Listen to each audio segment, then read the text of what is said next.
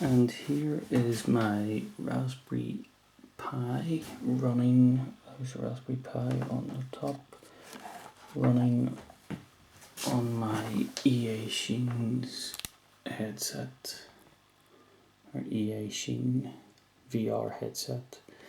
So Raspberry Pi is running Emulationstation.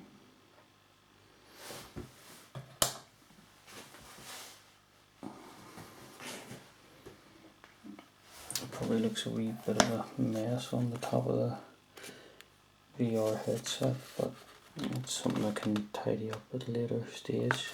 I was just connecting it up to see would it actually work, and it's working.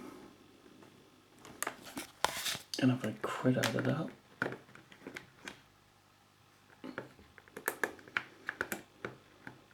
I'm not even sure what button to quit out with, because I haven't configured it properly.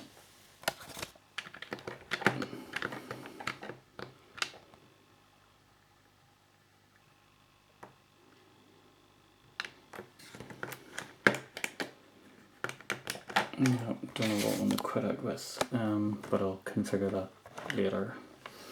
So that was just to show it actually running.